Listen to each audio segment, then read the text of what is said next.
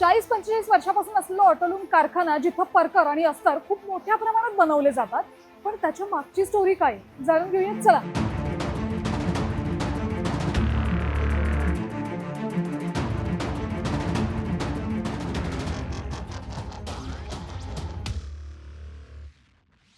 तर काकू, माझा प्रश्न हाच होता तुम्हाला की आता इतका मोठा कारखाना आहे तुमचा, आत इतक्या मोठ्या प्रमाणात कापड बनवलं जातं ना, हां, हां. तर ह्याची प्रोसेस कशी असते? ह्याच्या मागची स्टोरी प्रोसेस काय? आता हे आम्ही कापड तयार करतो. कापड तयार करून त्याची पूर्ण घडी घालतो. मग हे त्याला आपण तागे म्हणतो. म्हणजे हे तागे कंपनी जातात प्रेसमध्ये. रंगणी कापड रंगवतात असं. मग ते पहिला खळीमध्ये घालतात. खळ असते ही, म्हणजे ते कापड एकदम आपल्याला ताट बनवतो. स्ट्रेट ताट बनवतो. मग ते ताट केल्यावर परत ते प्रेस करतात आणि मग दुकानामध्ये विकायला जातात ते. आता मी आलो तेव्हा सुतं उडतात बघाशी वरती, हां. तर हे मोठ्या प्रमाणात चालतंच बरोबर, पण त्या मागं काही साईड इफेक्ट पण असतात प्रत्येक गोष्टीचे. हां, साईड तर त्या इफेक्ट सुताचा काही प्रॉब्लेम होतो का तुम्हाला? प्रॉब्लेम काय असा होत नाही, पण आपल्याला जर होऊ नये आम्ही मास्क वापरतो कंपल्सरी. पण आमचं कसं आहे, कंटिन्यू आम्ही करत नाही ना हे. 1 तासासाठी 2 तासासाठी जे लोक कंटिन्यू करतात ते मास्क वापरतात, कापड गुंडाळतात तोंडाला.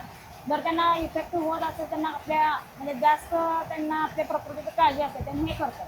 सहसा असं काही वापरत नाही ते लोक वापरतात आपल्या तब्येतीसाठी. म्हणजे त्यांना शुगर असेल, दमा असेल, असं काही आजार असेल तर त्यांनी वापरू शकतात. त्यांना काहीच आजार नसेल त्यांनी असं फ्रीली काम करतात. पण आता तुमच्याकडे कामाला किती लोक आहेत? आमच्याकडं आता बिहारची 2च आहेत. बिहारवाले आहेत, त्यांना जास्त लोन पाहिजे होतं त्यांना काम करायला. हां, मग आमच्याकडे 2च आहेत. कोणी आता वयस्कर असतात, 50च्या पुढे 60च्या पुढचे, त्यांना 9 लूम चालतंय, 8 लूम चालवतात. आणि जे एकदम स्ट्रॉंग असतात त्यांनी 16-18 एक चालवतात. पण ह्या सगळ्या अशा सुतांवर आता आजूबाजूला सुद्धा घर आहेत बरोबर, हां. तर ह्या आवाजाचा काही असा त्रास नाही होत का तुम्हाला? हां, आता आपला इचलकरंजीत मेन हा मँचेस्टरच आहे, सूतनगरी आहे, त्यामुळे त्यांना.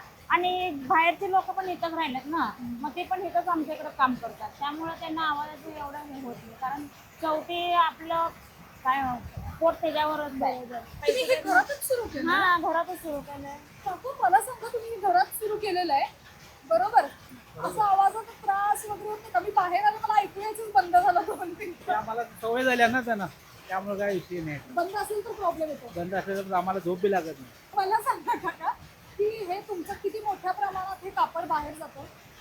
हे आमचे म्हणजे खर्चवाले आहे. आम्ही स्वतः विणत नाही. आम्हाला एक शेड देतो, विमो देतो, त्याला म्हणून आम्ही त्याची काही ते मजुरी मिळते, ती आम्ही बी घेतो, थोडीफार मिळते आणि कामगाराला बी मिळते. सध्या काय तुम्हाला असे प्रॉब्लेम जाणवतात या फील्डमध्ये तुमच्या?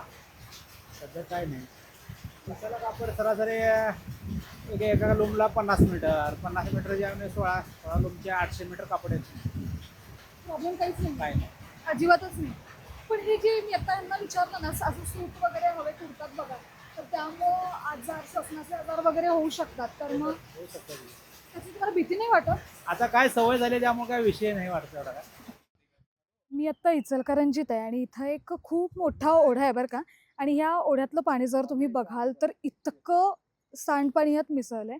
खरं तर इथं खूप मोठ्या प्रमाणात वस्त्रोद्योग आहे आणि एकदा कापड तयार झालं की त्याच्यावरती बऱ्याच प्रक्रिया केल्या जातात. मग ब्लिचिंग असेल, डाईंग असेल, आणि त्यासाठी केमिकल मोठ्या प्रमाणात वापरले जातात. आणि त्यानंतर डाईंग ब्लिचिंग केलेलं जे पाणी असतं, सांडपाणी असतं, जे केमिकल असलेलं पाणी, हे सगळं ओढ्यात सोडलं जातं डायरेक्ट. आणि हा ओढा जाऊन सगळा मिळतो पंचगंगा नदीला, आणि त्यानंतर सुरू होतात खरे प्रॉब्लेम.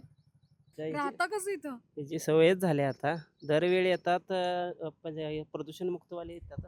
तरी पण काय, एक मीटिंग होत्या, येते आणि चर्चा होत्यात, परत निघून जातात. आहे असंच. कारण हे सगळं सांडपाणी सायझिंगद्वारे आलेलं आहे, केमिकलद्वारे.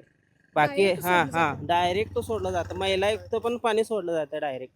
आणि इथले आमदार पण काय ह्याच्याकडे दुर्लक्ष करतात, किंवा नगरसेवक पण दुर्लक्ष करतात. इथं तुम्ही राहता कुठे इथं? हे गाव भागातच येतं. लगेच म्हणजे शेजारीच आहे हां, तुमचं गाव. इथून इथं किती पावसाळ्यात काय उन्हाळ्यात 12 महिने 13 का काय प्रॉब्लेम आहे इथं? प्रॉब्लेम म्हणजे डायरेक्ट हे पंचगंगेत मिसळलं जातंय. डायरेक्ट म्हणजे डायरेक्ट हे केमिकल किती काळ आहे. फक्त नोव्हेंबरमध्ये सायझिंगला सुट्टी असेल त्यावेळेस ह्या पाण्याचा कलर थोडा डिम होतोय. आता हा कलर डार्क आहे, म्हणजे पूर्ण सायझिंगा चालू आहेत हे. पूर्वी सायझिंगा नव्हत्या त्यावेळी इथं लोकवस्ती होती, ते इथं धुणं भांडी करत होते. म्हणजे कपडे वगैरे धुत होते, तेवढं स्वच्छ पाणी होतं. त्यानंतर 350 ते 400 बरोबर सायझिंग आहे इचलकरंजीत. त्याचं पाणी ह्याच्यात केमिकलद्वारे सोडलं जातं. याच्यावर कोणीही कारवाई करत नाही. प्रदूषणवाले येतात, पण त्यांचे हात मिळवणे असेल किंवा काहीतरी असेल किंवा देणं घेणं असेल, कारवाई होत नाही. पूर्णपणे कारवाई काही होत नाही याच्यावर. पण तुमच्या घरात आता लहान मुलं आहेत तर लहान इथं मुलं आहेत. भविष्य दिसतं का तुम्हाला तुमच्या लहान मुलांचं? आता दरवेळी ह्याचं पाणी पूर आला की आमच्या घरातच असतं. हे पाणी हां, हे पाणी पूर आला की हेच पाणी घरात येते सरळ. इथून 1-1.5 किलोमीटर नदी आहे. 4-4, 5-5 फूट पाणी घरात असते इथं ह्या आसपासच्या. आता कसे कुठं तर सरकारी सोय झाली तर तिकडं आम्ही राहतो. लहान मुलांचं का? हां, रान मुळा सगळं सर या आसपास सगळं पाणीच असते. खरं तर सर आता आपण इथं उभारलोय ओढा आहे खालती, पण याच्या आजूबाजूला इतकी लोक राहतात आणि हे सांडपाणी त्यांच्या घरापर्यंत जातं. तुम्ही स्वतः अंकुश आंदोलन करता आणि जी लोक आवाज उठवतात त्यांचाच आवाज दाबला जातो का? होय होय. याच्या आधी 20 वर्ष झालं हे आंदोलन चालूच आहे प्रदूषणाचं. खरं बाकी इतर ज्या शेतकऱ्यांच्या संघटना असतील किंवा पर्यावरणप्रेमी संघटना आहे, ती 20 वर्ष झालं करायला त्याने आंदोलन. खरं एवढा तडीस मुद्दा कोण नेलं नव्हतं. ते आंदोलन अंकुशनं परवा या मागच्या 3-4 महिन्यात मार्च 2026 पासून जूनपर्यंत ते जे आंदोलन झालं त्या आंदोलनातला एक मी घटक आहे, त्यामुळे मला सगळं माहिती आहे. पण सर आता हे ब्लिचिंग डाईंग वगैरे केलं जातं बरोबर आहे, याच्यात खूप मोठ्या प्रमाणात घातक केमिकल असतात. होय हे डायरेक्ट पाण्यात मिसळत आहेत. होय, त्यांचं काय असं त्यांनी आधी ह्याच्यापूर्वी 10-15 वर्षापूर्वी जी प्रोसेस उद्योग होतं ते आता 10-15 वर्षानंतर परत त्यांचं ते एक्सपान्शन झाले म्हणा, परत उद्योग वाढले. आता ते मागाशी त्या काकांनी सांगून गेलं, पूर्वी असं नव्हतं. ह्या ओढ्यात विहिरी आहेत, बर त्याला नाव काळा ओढा पडलाय आता. आधी पाणी ह्या विहिरीचं पित होतं म्हणे ह्या ओढ्यातल्या. हे उद्योग हे निर्मिती हे उद्योग चालू व्हायचे आधी. आता हे पाणी सांडपाणी म्हणते नगरपालिका, प्रोसेसचं बी पाणी येते यात. आणि आता हे पाणी जाते खाली 11 गावाला, जे खाली ह्या पंचगंगेच्या दोन्ही तीरावर नदीकाठच्या जी 11 गावं आहेत, नरसिंहवाडीपर्यंत कृष्णेच्या संगमापर्यंत, त्या नदीला हे पाणी जाऊन मिक्स होते. मध्ये तुम्ही बांध घातलेला होता की इथं पाणी दूषित होता कामा नये म्हणून, त्याचं पुढं काय झालं? नाही, बांध म्हणजे आम्ही नगरपालिकेला डायरेक्ट त्यांनी पाणी सोडत्याला हे दिसतच होतं, काय ठोस कारवाई काय होत नव्हती याच्या आधी. मग ते ज्या वेळेला त्याचा हे झाला, विपर्यास झाला, उद्रेक झाला की लोक म्हणजे खालच्या 11 गावांनी त्याचा फटका बसायला. शेती व्यवसायात म्हणजे ग्रामीण भागात जे शेती व्यवसाय, पशुपालन व्यवसाय, मानवी आरोग्यावर त्याचा परिणाम व्हायला. परत त्वचारोग, आता शिरोळ तालुक्यात तर सगळ्यात जास्त कॅन्सर रुग्ण सापडल्यात. मग ह्या पाण्यामुळंच, ह्या प्रदूषित पाण्यामुळंच हे होतंय असं ज्यावेळेला लक्षात आलं त्यावेळेलाच ते बांध घालायला आले इथं आंदोलन करते. बांध डंपरान JCBनं घातलं, ते काय त्या पाण्याच्या फ्लोनं राहिलं नाही. परत ते नगरपालिकेला सांगून मग RCC मध्ये घालायला लावले. आता त्यांनी सांडपाणी क्लोरीन सोडते म्हणून सांगतात, तर आता तर पाणी पाऊस चालू आहे, पावसाळा, असं एवढं काळं पाणी एवढं सांडपाण्याचं नसणार आहे. पण सर माझा एक प्रश्न हाच होता की क्लोरीनमुळे सांडपाणी त्यातल्या त्यात काहीतरी नाही होईल नाही, सांडपाण्याचं होते खरं की ह्याचं chemicalचं नाही होऊ प्रोसेसचं होत शकत. नाही, प्रोसेसचं होऊ शकत नाही. आणि हे डायरेक्ट पाणी पंचगंगेत जाऊन पंचगंगेला मिळालं. जाते आणि तिथून खाली डायरेक्ट 11 गावचं तिथं संगम आहे या पंचगंगा. आता पंचगंगा तीरावर 11 गाव आहेत. ही दोन्ही गावच्या ही तर प्रदूषणा 11 गावं बाधितच आहेत. शेती पूर्णपणे मानवाला कसं दूषित पाणी पिल्यानंतर जसं माणसाचं आरोग्य बिघडते तसं त्या जमिनींचं आरोग्य बिघडले, पिकांची ग्रोथ होईना. आणि त्यात त्या जमिनीत जे पिकणार भाजीपाला आहे, अन्नधान्य आहे, काय गहू असेल, भात असेल, ते सगळं त्या अन्नातून हे सगळं हे आजार निर्मिती व्हायला असं. पण सर एक प्रोसेस होती ना मध्ये की कारखान्यातलं जे पाणी केमिकल वाला निघेल ते प्रोसेस होईल आणि पुन्हा तेच वापरलं नाही, ते जाईल. पाणी तसं सोडता येत नाही. ते पाणी त्यांनी फिल्टर करून दुसऱ्या शेतीला सोडायचं असा आहे ते नियम. ओढ्याला आणि नदीला सोडता येत नाही. तरी सुद्धा ते राजरोस त्यांनी याच्या आधी 10-15 वर्ष ते डायरेक्ट राजरोस पाणी सोडलेलं आणि अजून बी सोडायच लागले. अजून एक इथं टाकोडे आणि इचलकरंजी शिवरचा अजून एक ओढा आहे, त्या ओढ्यानं बी चालला. ते एकच ओढा नाही, अशी लई ओढा आहेत पंचगंगेला जाणार. काळे ओढे. हा, पण मुद्दा हाच आहे की आपण निवडणुकीच्या वेळी ज्यांना आमदारांना निवडून देतो, खासदारांना निवडून देतो, नगरसेवक असतात, काहीच बघत नाहीत. त्यासनी या खाल्ल्या ग्रामीण भागातल्या जनतेचं त्यासनी काही सोयरसुतूक नाही. फक्त त्यांनी उद्योग चालायला पाहिजे, उद्योग तिथलं कामगार जगायला पाहिजे. खरं खाली 11 गावातली जनतेचं आणि तिथल्या शेतीचं सगळं नुकसान व्हायलं त्याच्यावर त्यांनी काहीच बोललं नाही. आता अंकुश आंदोलनाचं पुढचा मोठो काय आहे? काय करणार आहात तुम्ही पुढे? नाही, आता 3 महिने आता लढा दिलाच की, प्रदूषणाचा लढा दिला. प्रशासनानं काय सहकार्य केलं नाही. त्यांनी आम्ही सगळं सिद्ध करून दाखवले की बाबा शेत जमिनीला त्यांचं पाणी सोडत नाही, डायरेक्ट ओढ्याला नदीला सोडतात. प्रांताधिकारी कलेक्टरपर्यंत मिटिंगा झाल्या, त्यातनं काय एवढं बाहेर पडलं नाही. त्यातनं काय त्यांच्यावर अशी काय ठोस कारवाई किंवा काय अजून ते चालूच आहे. म्हणजे खरं बघायचं तर ह्या गावामध्ये इतकी लोकसंख्या, म्हणजे असंही नाही की हाताच्या बोटावर मोजणे इतकी लोक राहतात. लहान मुलं आहेत. ह्या काळा ओढा जो आहे त्याच्या आजूबाजूला राहणारी इतकी घरं आहेत आणि त्या घरात पावसाळ्यामध्ये हे सगळं सांडपाणी जर घरी होय, जात पूर असेल, आल्यानंतर हे ओढा तुंबतोय आणि इथल्या आजूबाजूच्या घरातनी पाणी हे जाते. आता पाणीचं बघितलं असं वास येते, पाणीचं हिरवगार पाणी यायला लागले. काय तुम्ही काय बोलला नाही का? सगळी जण जाऊन तक्रार केल्यात. कोण आता म्हणाले अजून थोडं दिवस तसंच येणार, जाऊन सांगितलं तसंच म्हणाले, आणि थोड्या दिवसांनी येते म्हणाले चांगलं पाणी. शेजारीच ओढा आहे आणि ते इतकं घाणेरडं पाणी आहे तिथं. मग त्यांनी काय म्हणाल्या, प्रकल्प चालू आहे आणि थोडं दिवस येते थांबा म्हणाले, म्हणून ग बसल्यात सगळीजण. किती दिवस? आता कोण सांगणार किती दिवस. नळाचं पाणी येतं, आताही नळाला तसंच पाणी येतं. आता लावून बघितलं असतं तर गटारीच आता गटारी आमचं तर नाही, आमचं बांधकाम चालू असल्यामुळे आमचं बोट बंदच आहे सगळं. किती वर्ष राहता इथं? आम्ही जन्मून इथंच मोठं झाले बघा. कशी आहे परिस्थिती तुम्ही तुमच्या लहानपणीपासून आतापर्यंतची? म्हणजे आम्ही तिकडनं आधी गावातलं पाणी आणत होतो प्यायचं. आता नंतर ना खंजिरे साहेबांना करून दिल्यात ते तिथलं पाण्याचं सोय. खंजिरे साहेबांनी करून दिल्यात. नंतर मग ते हळवणकरांनी ते फुल बांधल्यात. एक सोय चालू आहे, तर आता सध्या तर असं पाणी आलंय बघा. असं वापरतो कसं?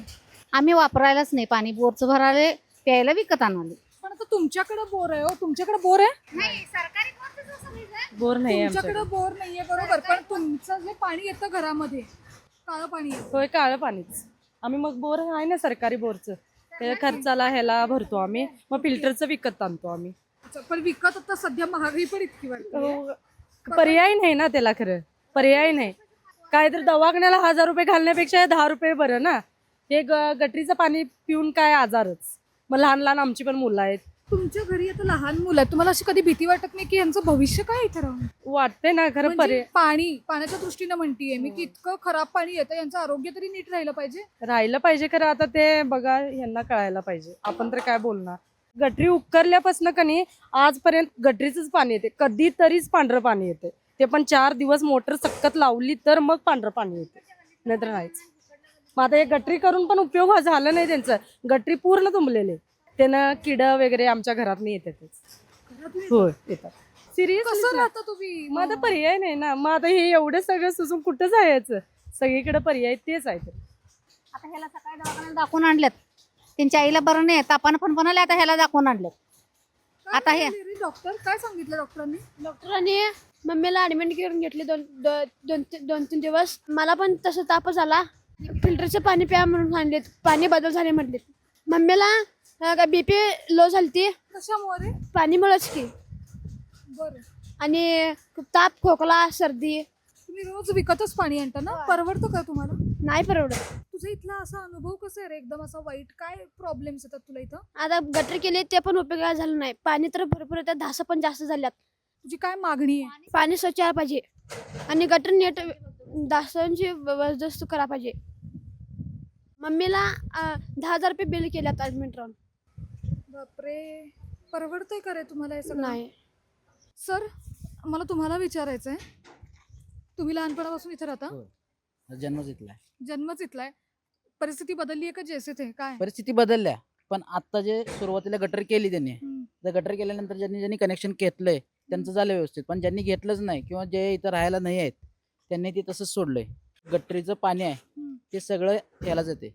मग ते चावीला आल्यामुळे कोणी पाणी भरतच नाही आहे सध्या इथं.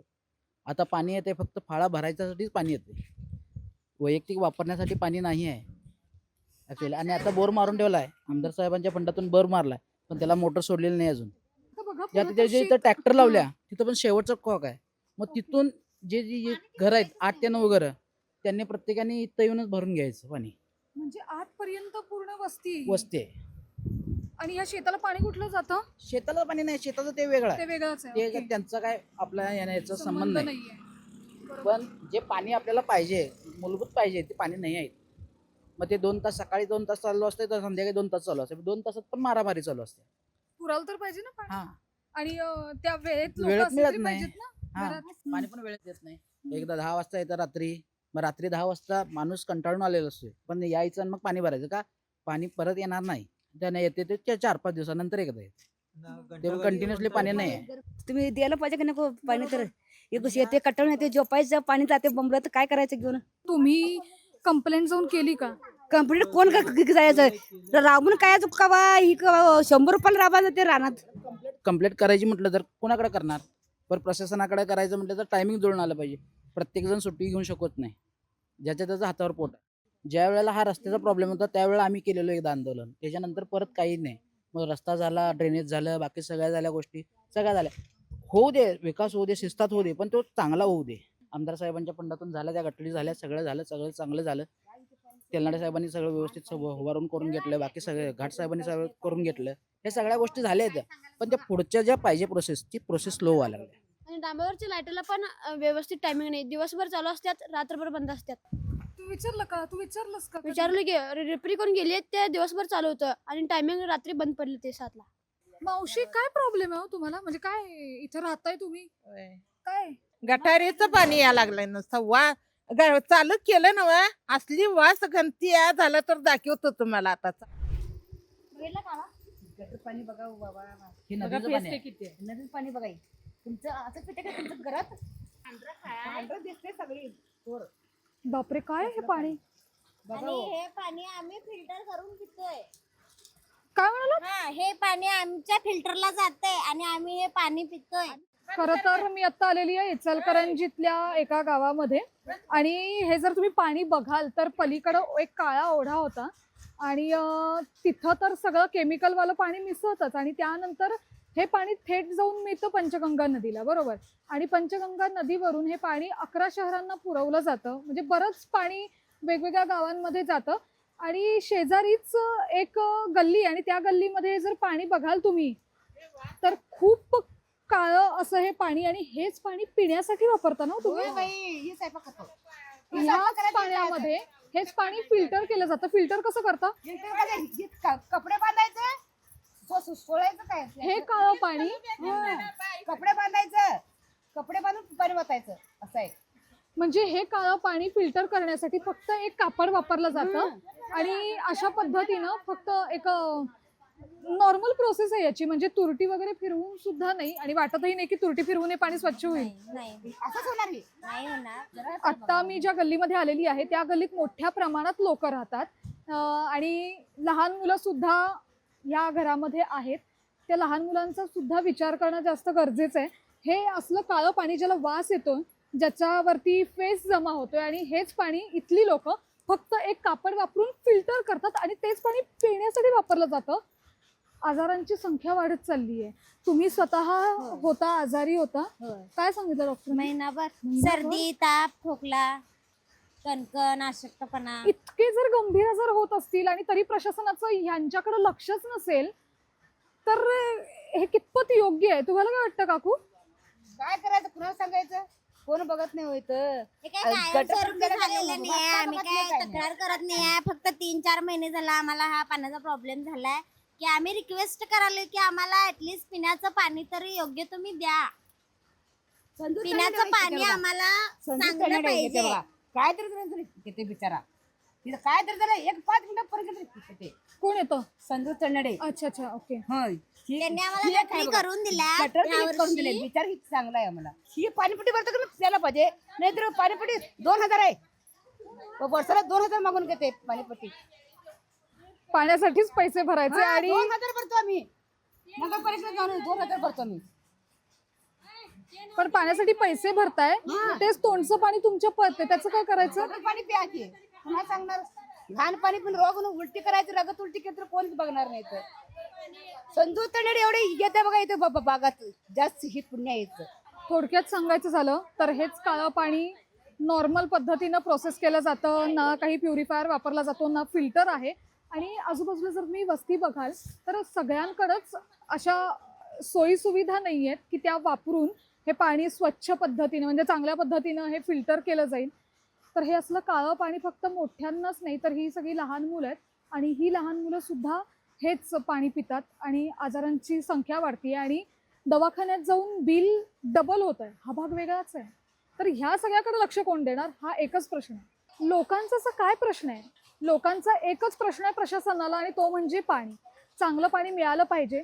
जर पाण्यासाठी इथली लोक दर महिन्याला 2-2 हजार रुपये खर्च करत असतील तर त्यासाठी त्यांना व्यवस्थित सुरळीत पाणी पुरवठा होणं सुद्धा गरजेचं आहे. आता ह्या ठिकाणी पाणी तर येतं पण पाण्याचा रंग इतका काळा असतो आणि आजूबाजूला फक्त मोठी लोकच राहत नाहीत तर त्यांच्यासोबत पूर्ण कुटुंब राहतं. त्यांच्या घरात लहान मुलं सुद्धा असतात आणि हे सगळं काळं फेसाळलेलं पाणी लहान मुलांना सुद्धा प्यावं लागतं आणि आजारांची संख्या वाढत चाललेली आहे. तर ह्या सगळ्याला जबाबदार कोण आहे आणि ह्या भागाकडं लक्ष कोण देणार आहे? म्हणजे इचलकरंजीत खूप मोठ्या प्रमाणात उद्योग आता वाढत चाललेले आहेत. वस्त्रोद्योग आहे. महाराष्ट्राचं मँचेस्टर म्हणून ओळखलं जातं. म्हणजे एक पॉझिटिव्ह साईड तर त्याची आहेच पण ह्या मागची स्टोरी जर आपण बघितली तर कपड्यासाठी जे ब्लिचिंग किंवा डाईंग केलं जातं ते सगळं केमिकलयुक्त पाणी जे असतं ते ओढ्यामध्ये सोडलं जातं, नाल्यात सोडलं जातं आणि ते पाणी डायरेक्ट जाऊन मिळतं पंचगंगा नदीला. पंचगंगा नदीचं पाणी घराघरापर्यंत पोहोचतं आणि प्रत्येक घरात नळातून येणाऱ्या पाण्याला वास येतो आणि ते सगळं पाणी काळं असतं. ह्या सगळ्यावरती कोण आवाज उठवणार? आवाज उठवला तरी त्याचं पुढं काय होणार हे सगळेच प्रश्न.